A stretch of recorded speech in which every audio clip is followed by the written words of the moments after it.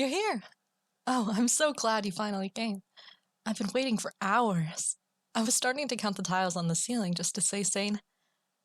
I mean, that isn't really your fault, though. You got here right on time. I just thought, let me come a few hours early to make sure I don't miss you. Better safe than sorry, right? I wouldn't want to miss the best day of my life after all. Honestly, I'm just so glad you even came at all. I was worrying maybe you were going to miss what I put in your pants. You know, the letter I left in your pocket. Or worse, maybe you would find it, but just think it's a prank or something and ignore it. I mean, it does kind of sound like a prank, doesn't it? I mean, what kind of letter invites you to your own basement, am I right? I like to think a very romantic one, but I can see why the location would be cause for skepticism.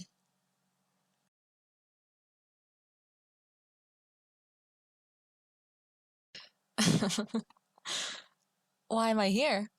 You sound awfully displeased to have such an innocent, defenseless girl like me in your basement. But there's no need to play coy, because I know all of your dirty little secrets. And I think you know exactly why I'm here. No, I'm not talking about your homework folder. We both know that's just a decoy for what's really on your computer. What I'm talking about is just a little bit less innocent than that. Good acting, though. You were very good at faking it. Still silent? Tell you what, I'll give you a little hint. You're something that rhymes with talker. No? You're still playing dumb? You're so cute when you're lying through your teeth. And you're even cuter when you're sweating like that. I have to say, though, I thought I'd have to work a bit harder to get you like that. You look uncomfortable in those clothes. Well, okay then. Here's another hint. It's just a letter off from talker. It just needs one more, say, maybe at the start of the word, and it's an S. I always love it when you resist to the end. But alright, I'll humor you since you enjoy being such a little tease. Do you recognize this picture? I sure do. It's me. But something's wrong. Can you tell what? You see, I don't remember having this picture taken of me. In fact, it looks like it was taken in my house, but I live alone. I should have been all alone when this picture was taken. Do you have any idea who could have taken it? My legs are shaking. Just think about what could happen to a sweet, vulnerable girl like me who's the target of a stalker. No? Still doesn't ring a bell? That's hard to believe, but if you insist that you don't know what I'm talking about, then okay. Wink wink. That's so funny though, because actually, I know a bit about dealing with photos myself. For instance, a lot of the time you can look at the reflections of things in the photo to see what you'd normally think wasn't in the photo. And, well, I know it's too small to make out in this photo, but if you were to zoom right in over there where I'm pointing, you'd be able to see the reflection of the person taking the picture. Whoever took it should really be more careful. Oh, you poor thing. You're shaking. I hope that's from excitement. And I have a separate photo here, where I zoomed in and enhanced that reflection. It's so strange, though. I could swear that this almost looks like... you? Would you like a closer look yourself?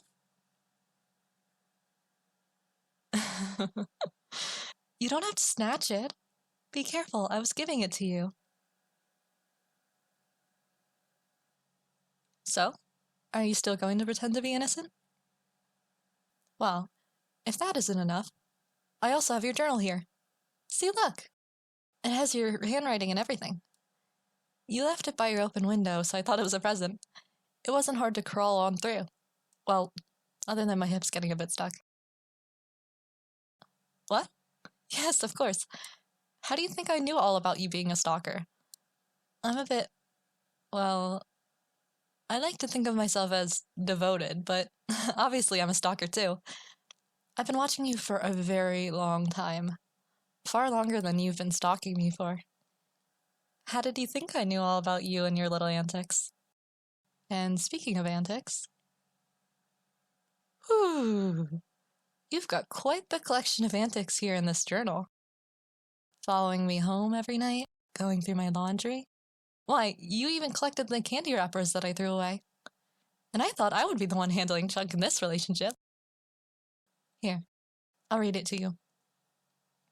I think I'll skip the excessively lewd parts, though. That doesn't leave much to read. Not that I blame you. Hold on, sorry. It's just taking a lot longer to find a somewhat modest part than I thought. Ooh. Saving that for later. Okay, here we go. This is relatively less indecent than the other parts. She left for home 4 minutes later than usual today. As usual, I followed stealthily from behind to make sure she made it home safely. Whenever it was possible without getting caught, I traced her exact footsteps. Skydivers would be jealous of the adrenaline rush it gives me following in her footsteps. It makes me feel so close to her. At one point, I noticed she shed a hair. Obviously, I took it from my collection. I flirted with the idea that perhaps she left it for me on purpose. A gift from my devotion. Speaking of gifts, a real gift would be if she... Okay, and then it gets super lewd again.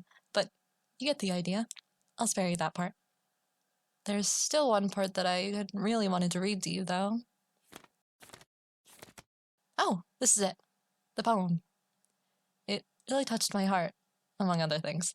Here, listen for yourself. A tree grew an apple so juicy and sweet that the entire forest danced for the treat. The forest, every last tree, laughed with glee. But not me. My beating heart would not leave me be. For I saw the insects I so deeply despise, fluttering around with wretched lust in their eyes. So I climbed past their vile buzzing in my ears, and stole the apple to my haven, safe from fears. That is just so sweet! I want to hang it on my fridge and maybe keep it in my wallet or something. But what's most sweet of all is that the meaning seems to be about kidnapping me? I mean, the next and most recent entry in your journal seems to prove that. Look, it says it right here. She went home alone again today.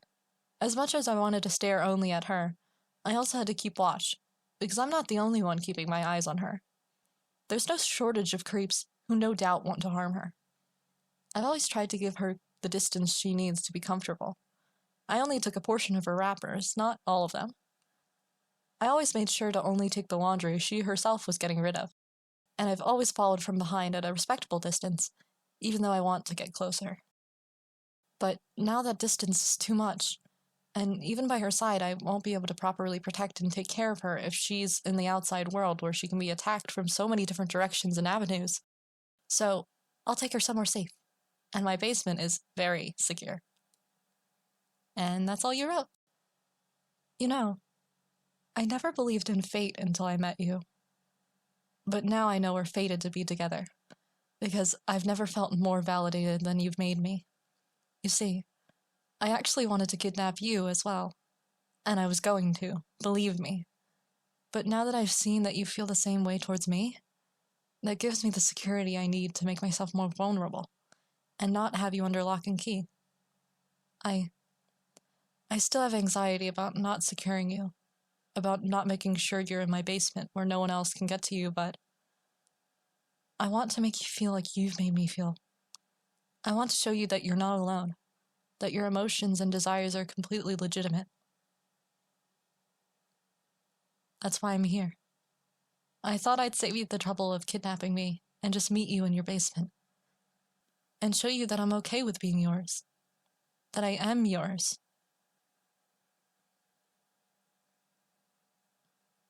Now, you said you wanted to take care of me? Now, just how are you going to do that?